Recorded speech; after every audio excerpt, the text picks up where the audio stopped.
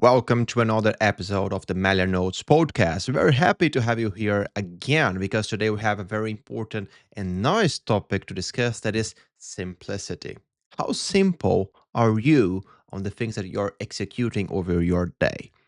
Are you the kind of person who try to simplify to make it easier to understand what you want to say? Or are you normally someone who need to have a lot of fancy words and organize your thoughts in a way that people are not sure what is your message in the end? That's why today is quite a special episode because we are going to bring actually a book to go through the ideas, to walk through what are the best ways to reflect about simplicity, what it means to be simple. It is about just cutting things or how you can be more simple in what you do and still deliver value in the best way possible. That's why today in this episode we are going to cover the book The Laws of Simplicity from John Maeda, and we are going to walk through the 10 laws of simplicity. But this podcast, Melanote, is here to help you, right? Every week we are here together, curating content, trying to understand how you can be 1% better every single day. And that's why today we want to make sure that we walk another step, go to the right direction, make sure that you have the best for your personal and professional development. This book is actually quite an interesting one. And the reason why I selected this to this special episode is because I really think that coming back to basics, organizing the thoughts, and reducing the amount of things that we need to say, how we organize our ideas, is actually something that is missing in the current world. Because with AI, we are overdoing many things. It seems that now just because AI can help produce more text and organize information, people just want to have those fancy slides and pull that with a lot of information that actually doesn't make any sense at all with the message they want to convey.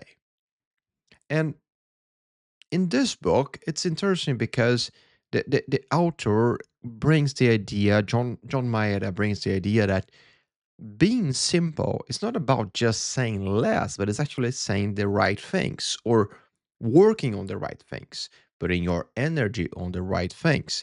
And he starts the book with a very the perfect example. I don't know which generation are you in, what is your age, but if you don't know what I'm talking about now, Google it, please, because you need to see that. The DVD remote control. That was a very strange thing if you compare to the current remote controls for or new smart TVs. The DVD remote control, it had like 50 different buttons, all of them with many different functions that you don't have an idea how to use. I still remember that I was some buttons with the colors that I had no idea how I could use those, and I think I never discovered actually. And the point is, it sounded more like an airplane cockpit. A lot of buttons, a lot of things was there to just have one simple function. Like you could go forward in the movie, and there's another button that you can use to go forward, but a little bit faster. So it was like 4 or 6 buttons, depending on the model, just to go forward and back in the movie. Crazy, right? And that's exactly the example that John tried to use in the book to exemplify to you that those kind of things are exactly the problems that are born when people try to overcomplicate things. He's going to explain over the book this is actually a lack of trust. The builders were not trusting that the people watching the movie could understand that you just need one button to this side, another button for this side. You can press more than once, depending on how fast you want to go on that. And that's an idea that starts with trust, but it's again everything connected to being simple. An example of the DVD remote control in John perspective is the perfect example. That's something that actually starts from bad meetings. It's not about engineering. Probably engineers are not the guilty ones for those kind of things. They had a simple solution or simple idea that can't solve a problem. Engineers, they exist to solve problems. They have a complex problem they need to solve and they find a way to solve it, right? But then you start going to meetings and someone have an idea, someone else have an idea, and there is always someone who is afraid to cut what someone said because they have this, strong position in the company. So no one is actually cutting. They are just adding and adding more noisy. And that's exactly the problem that are built in bad meetings. And in John's opinion, this is exactly the problem that we stop thinking about the human problem that you are trying to solve, and you focus only on the next solution. We need to include this, we need to have this feature, and then you start to build like you become a feature factory and not actually a company who is actually solving problems anymore. But just to give you the right introduction, John Maeda, for just a brief context, he has a very interesting content, and the things that he said is something that I usually try to follow or understand more because I think I learned quite a lot from this book about simplifying things. I think that in general, I had bigger and bigger slides and reports. And after reading this book, I started reflecting a little bit more about the right message I want to send to the people who are checking my content or what I'm building or reporting that I was preparing. And he is actually a professor. He's a designer, a computer scientist. He have lessons on the MIT and some of the most important design schools in the US. So he is by nature a designer, and by design he brings a lot of examples of good and bad design to our understanding of what he wants to say. And you are going to see that he loves to use a lot of acronyms around the book. I believe that if you are just listening to this podcast or if you are watching on a YouTube video, but it's still like, listen to what I'm saying, acronyms are hard to stick with you if you're not actually reading the book. So I'll be careful with them, but of course, sometimes I'll need to bring those for your better understanding. But as I said, he organized his idea or what he had to say in 10 laws, the 10 laws of simplicity, and we are going to cover now the number one. This looks quite obvious to be the law number one, but it's a very important one to start with. That is reduce. The law number one, it is about reducing. And in his perspective, the best way to achieve reduction or to reduce something is with careful reduction, not aggressive, careful. He's basically saying that you should start seeing what you can reduce on the things you're doing, on the things that you're delivering, on your product, on your design, in a way that is not going to scare people. And he has an acronym again, as I mentioned, he has a lot for that, and he used the acronym SHE, SHE, and it's basically S for shrink, where basically shrink it literally means like making things smaller. I think a very good example is the smartphone, right? If you come back some years, you're going to remember that smartphones were quite big, a lot of buttons that they could turn it to the side and have more buttons there, a QWERTY keyboard, complete one, quite complex one. But over time, companies start to shrink the idea and reduce it in a way that is going to fit perfectly in your pocket. So the idea of reduce here is giving it the same value or more value in a smaller size. Then the H for hide, it's pretty much to keep the complexity out of the sight of people. So think about the Swiss Army knife, 50 different things you could use, but they are there, hidden on over a very fancy and quite nice, thing you can hold with you.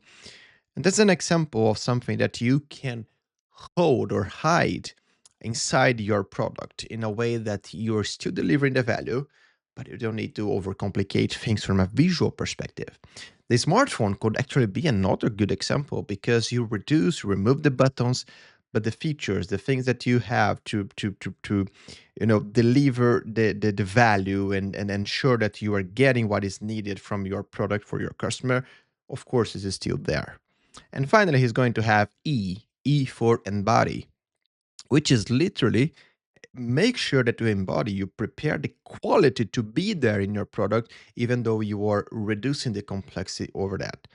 The best example that he put in the book is like a titanium laptop compared to a plastic laptop.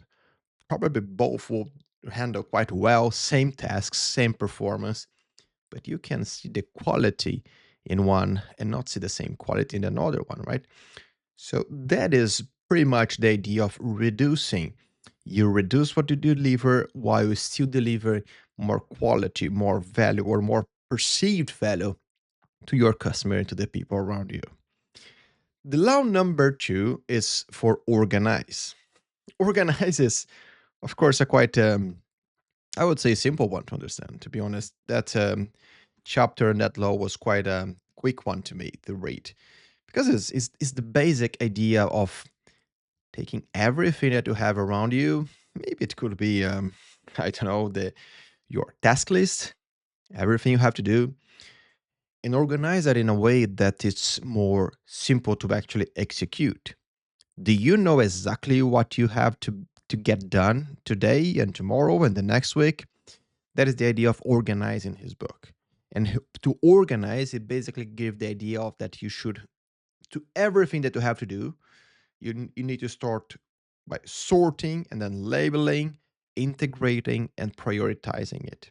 Because you have a lot of, crazy stuff going on, different topics, different matters, things you need to solve at home, at work, when you are in the supermarket, So the idea of is always start to sort things out and label them in a way that you know in what context you should execute, in what context that is relevant to you. And then once you do that, you integrate things. So now I'm in the computer. Let me check what I need to do here. Okay, those are the 7 things I should be doing if I'm in the computer. Nice. And then you prioritize and execute. Quite simple one to understand, actually.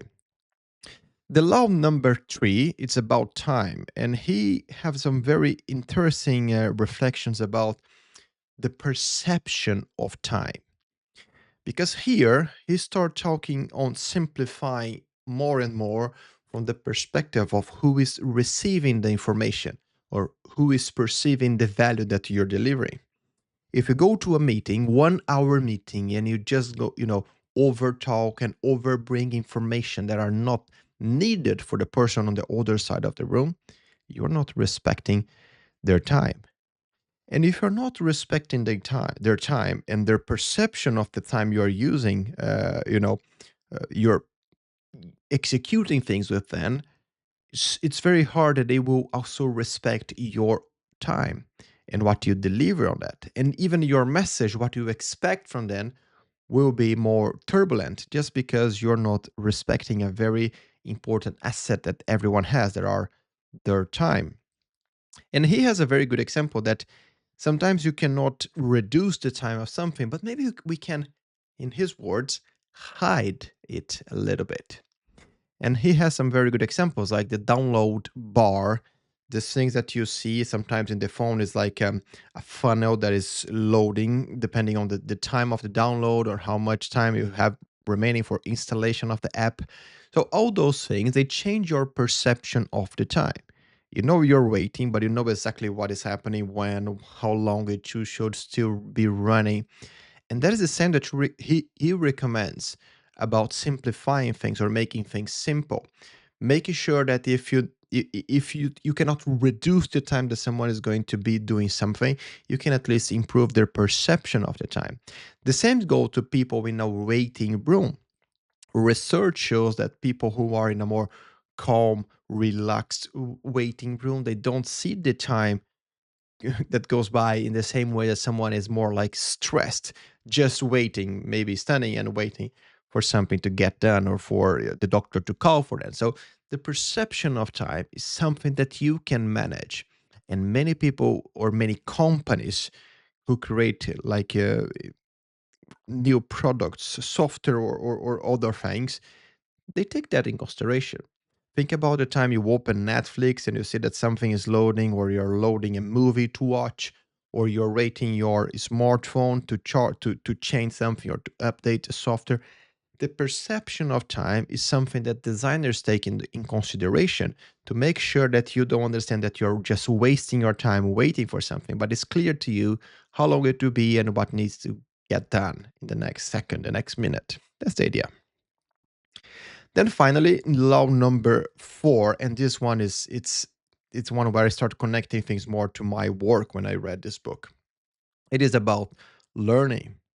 For John, the author of this book, the more you learn about what you do, the more you understand where, how, and what you can d- do or execute in a simpler way.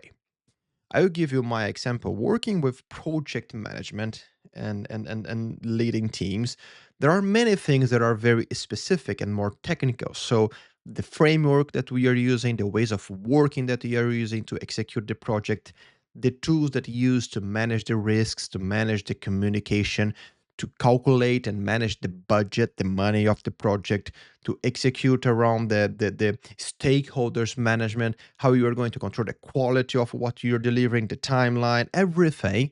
It has many different kind of frameworks, pages and more pages of techniques that you can learn on how to execute that. The more you learn, the more you know how to simplify things. And the simpler you make things appear to the outside, the better you are perceived in the work you do.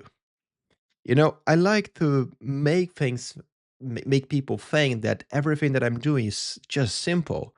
But in the end, I am just prepared with the techniques, with whatever I'm executing, because I understand, I learned what I should have learned about the technique, the frameworks, and then I can make it simpler to who is perceiving that.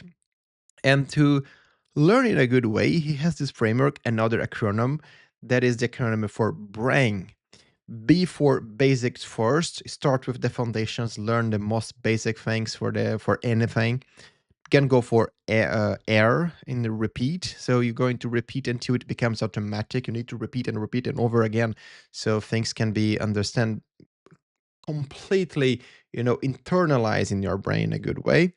Then you are going to avoid creating despair. So the idea is that you should not overwhelm. If you're learning a language, you're a basic, learning basic things. You should not go for advanced. You should go step by step and learn the things that you should be learning according to your journey. Then you go to inspire, which is basically connecting whatever you're learning to the bigger picture. So putting that in practice, trying to bring that to your life, connect it to something that is bigger and that will make learning more practical for you. And finally, the last word in the acronym is N for never forget to repeat. Yes, he say that again. Repeat is very important. The more you repeat, the more automatic, the more natural that is going to be in your execution. Okay, so this is important because learning, I really think that is something that we forget when we want to simplify. Learn the basics, understand the basics. I'm saying this every single time the content I create, that if you want to get advanced with the technology you have around you, with AI, for example, you should learn the basics first of the things that you are doing, so you can understand how you can use AI to make things better. Okay. Law number 5 is about differences, and here he's basically explaining that it's quite a philosophic from his perspective, but simplicity also needs complexity. So he's basically saying that sometimes you need to have something complex, depending on where you put that, to make sure that the simple will shine and call for attention. A report, he brings as an example here, a report where everything has the same visual and the same labeled information, same weight. It has no visual call for your attention.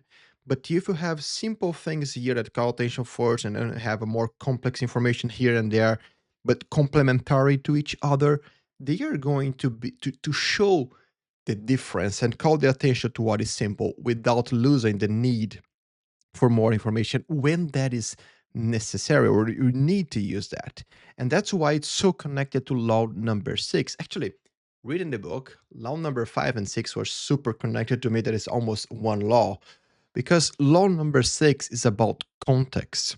And here is basically saying you need to know, always to know, when and why you are simplifying something. And he has a very good example here. He said in the book that business professionals and engineers have almost a physical urge to fill empty spaces. So you see the empty space, you want to fill that with something, in a feature or something, or some information in a slide in the PowerPoint. But he takes the example of an artist in a museum. So you go to the art museum and you have all these, layers and the empty shelves because the artist want to go your attention just one thing. So everything is empty around. All your attention should be there. And he used that to simplify how we can do better presentations. If we want to convey people's attention to one thing, maybe that should be the only thing that people should see in the slide. So instead of having your PowerPoint filled with animations and things flowing around and text and graphics and everything, be simple, because the context on where simplicity appears is what will make people's attention go to the right direction. Then finally, law number 7, it is about emotion. Super interesting examples he bring here, because I had this, toy, the Tamagotchi. I don't know if you had this one or know what I'm talking about. Depending on your generation, you have no idea. I know. But that was like a very crazy and simple thing, that you have your, little animal, digital animal. You should take care of that. You should give food and everything. It was just an empty technology, like an empty object. But people had emotion attached to that for some reason. And the reason why he brings an example is that simplicity without human emotion connected to that will make the message makes no sense. If you want to bring simplicity to your presentations, but your emotion is not that, is not connected with the message, you are going to complicate things in the same way as you're doing without simplifying things. Because your emotion, the way you speak, the way you connect ideas, the way you speak about your proposal, even if it is like calling for a decision making, it's so important as the message itself. If you have a perfect report, a perfect PowerPoint presentation that is so shine, simple, perfect structure, but your emotion when you're talking about that is not connected with the message, people will not connect with you as well. So, how you deliver the message is a very crucial part of the message itself. Okay? But now we go to law number 8. And here I need to be a bit personal, because when I was reading this book, I think that was the law that changed my mindset, or more practically changed what I was doing in my work. And the law number 8 was about trust, what it means. Basically, he explains that, you remember the remote control of the DVD and all the buttons? He said that people overdo things because they do not have trust that the people on the other side will understand what they are trying to say.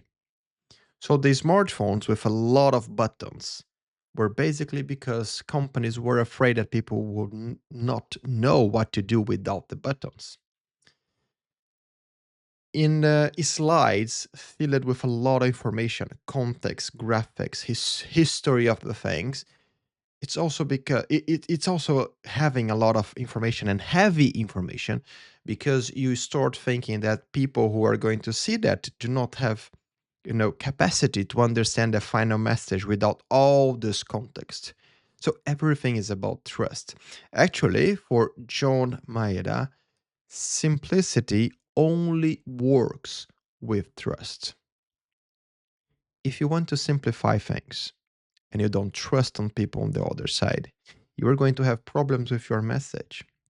And why I'm saying that this was one of the most practical things to myself.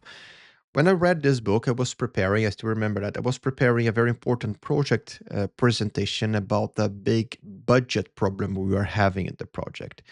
And I had around, I don't know, between 15 to 20 slides, a lot of them just filled with context and information and history of the costs and everything that in my mind was needed just to make sure that people's mind was controlled by my presentation. So it was like a overpacked suitcase with a lot of clothes that I was not going to use, or there was not a need for that. And when I read this chapter of the book, I remember I realized I was actually just trying to protect myself, and I was not, I didn't have the trust that people on the room would just understand the problem I was raising and the decision to be made. So I cut the presentation to something like four, maybe five, I don't remember, slides. And that was enough to a very good, effective meeting, going direct to the point, discussing the problem, and focusing on the solution. And that was something that, for sure, this book helped me to see in a better way. That if you don't trust people on the other side, you're not able to simplify things. Okay, so that's a very interesting way to reflect on that, right? Then we go to law number 9, and then law number 9 is about failure. For John, not everything can or should be simplified. And sometimes you are going to fail because you oversimplified areas in your life that should not be simplified. He brings the example of personal relationship, like your relationship with your son or your daughter. That is one area of your life that you should not simplify.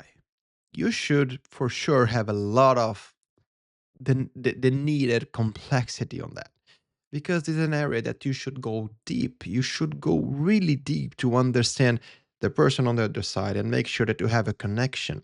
So personal relationships is not an area of your life that you should try to simplify, to make it reduce in any way, because there are areas of your life, if you reduce, you're going to see that the reduction is going to be the problem. So don't worry about complicating, or not complicating, but turning the right complexity to the areas of life who deserve that, and personal relationship is for sure one of them. Okay, so now we are reaching law number 10, and here he just called this the one rule. And I'm going to read this part of this book. It's one phrase that I think is quite, it summarizes everything we're trying to say here about the laws of simplicity. John said that simplicity is about subtracting the obvious and adding the meaningful. I will read again, okay? Simplicity is about subtracting the obvious and adding the meaningful. Very interesting way to simplify the ideas of simplicity, right? Because it's not about doing less. It's not about like empty minimalism. It's more about doing the right things, removing what is, not needed to be there. And sometimes even removing what is expected, but, replacing by something that truly matters. Think about the smartphone, for example. If you add a new button for open the camera faster, is that going to add value? Is going to improve the experience? Yes. So maybe that's something good.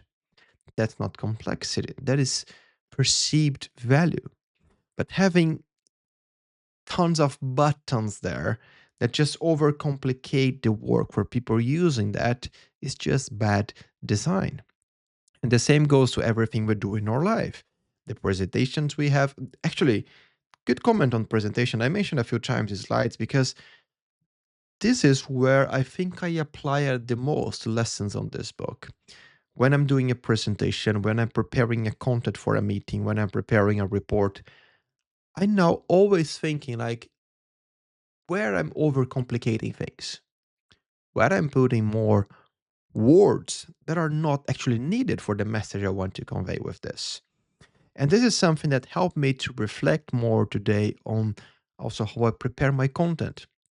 Because back to the idea of learning that you need to repeat a lot of times, I've been writing online, for example, for more than 15 years. So this is natural to me today. But I still try to be more simple on the message on what I'm writing about. So I try to simplify, I try to learn more techniques on the writing a better way. The more I repeat, the better I know where I can simplify, reduce, improve, and maybe add something that will make the experience of the reader even better. But now I've been creating content in this new format with the videos, with the podcast, and have new ways of doing it to deliver quality content to you. And this is where my learning curve is another stage. I'm learning, I'm adding a lot of things, trying a lot of things until I reach a point that I understand where I can cut, where I can simplify.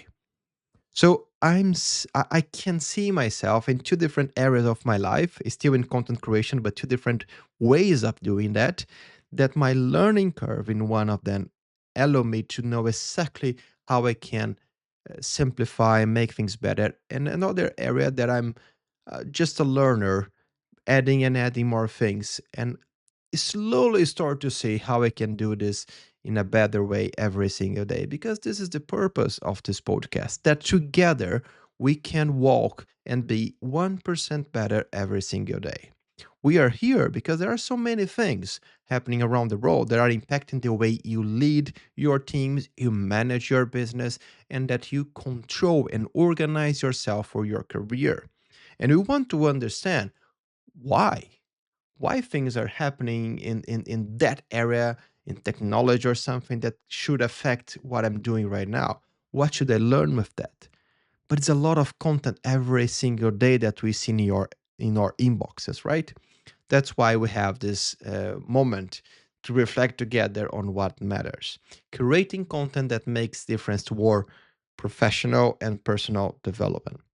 So if you enjoyed this content, don't forget to bring your comment, bring your engagement, so I can know what is reaching you in the best way possible, and I can do more of that. Or maybe something that is not that nice, and maybe I can start, as John Maeda said, reducing it and making it the best way possible for your value and for making sure that you can walk with me to get this to the right direction. 1% better every day, 1% better today than we were yesterday.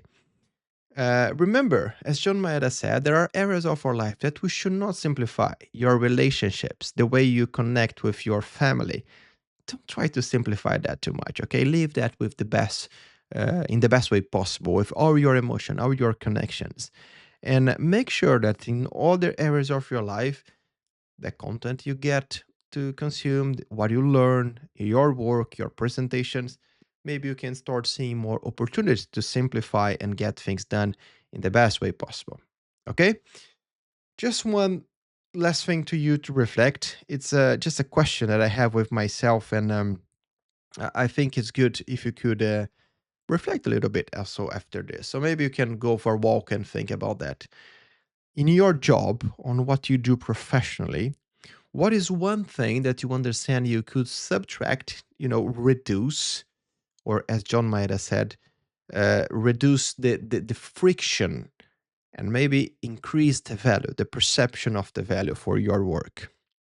Maybe it could be the way you are dealing with your meetings. Maybe it's the way you're reporting information in the email. Maybe it's that spreadsheet that is growing every single day with more and more columns and information. Maybe is something else. I don't know. Think about that, because the more we simplify, the more we also see opportunities to do something else in a different way. And that is a reflection that I am sure is going to help you to see your job in a different way as well. As I realized that I could reduce all those slides in my PowerPoint presentation, maybe you are going to realize that you can also reduce something that is not generating more value, it's just being, you know, a friction to the message you want to convey to your audience or to your clients or to whatever you want to send your message. Make sure that the message is the focus point, your emotion is connected to that message, and that you can deliver that in the most simple but effective way. Thank you for staying with me, and see you in the next episode.